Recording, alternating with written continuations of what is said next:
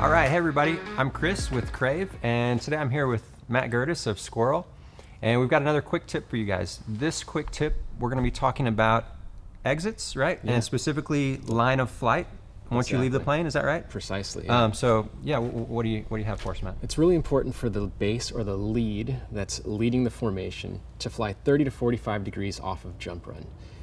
What that mainly means is don't fly under jump run. If you've ever exited the aircraft in your wingsuit and felt like you're about to stall right down on top of the formation, it might not be your fault. That's not where the people should be. That's not where the lead should be taking the group. We always need at least 30 to 45 degrees off of jump run. If it's a left side door, like most aircraft, that's going to be 30 to 45 degrees to the left. More of an angle off of jump run is going to make the formation harder to build because the last people out are going to see that the lead is that much further away from the aircraft. So 30 to 45 degrees is kind of that happy medium that we found is the easiest and the safest amount of angle to take away from jump run. The most common source of collisions early in a wingsuit skydive are on the hill. So if the lead is directly under jump run, not only is it more difficult to reach the formation because you kind of have to fly down and backwards, which is really hard. The plane's going, somewhere between 70 to 90 knots. The formation's going slower than that, which means that you end up a little ahead and well above, and that above and in front to below and behind maneuver is one of the most difficult things we can do in a wingsuit. The tendency is to slow down your wingsuit to the point that stall is reached, and when that happens, we lose control. And if we lose control over our friends, usually the result is that we end up, almost crashing into them or crashing into them. So it's really important to have that clear airspace beneath the door of the aircraft.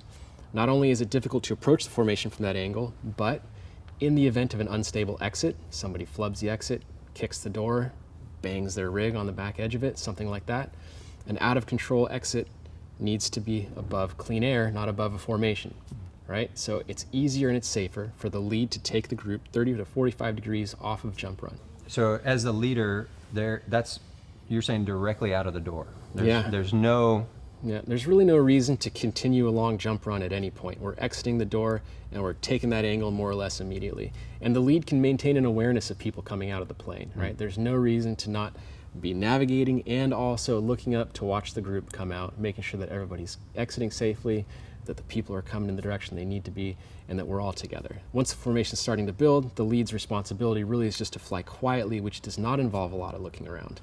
But in that beginning phase, we're checking in with the rest of the group, we're checking in with our navigation, we're making sure that angle is correct.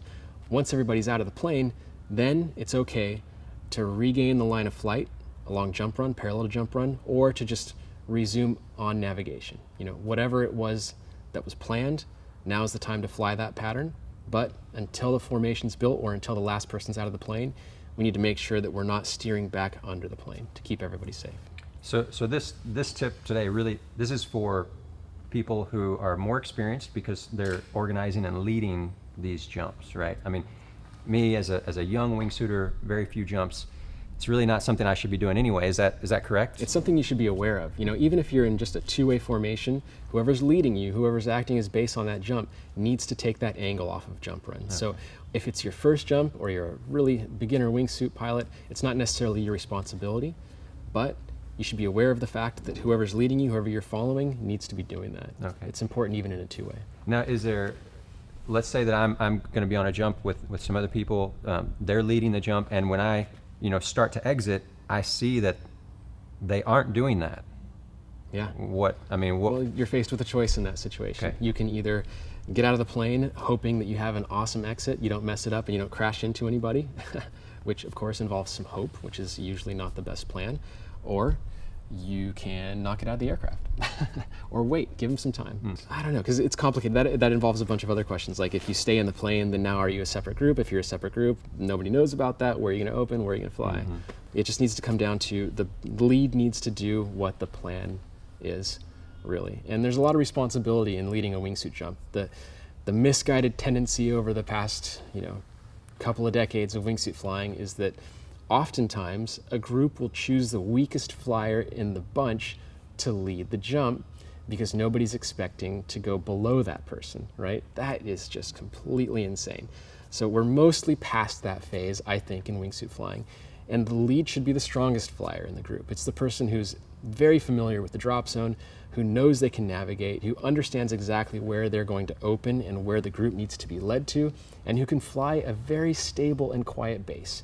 Because without a stable and quiet base, a formation is much more difficult and much less safe. So the lead flyer position is one of great responsibility, in my opinion, and one that we should all take really seriously and practice for. You don't just do it. It takes practice and focus and commitment to fly lead well, but a good lead makes the formation awesome. Without it, it's a lot less fun. Yeah, and more dangerous. Yeah. Awesome. Thank you, Matt. Very helpful.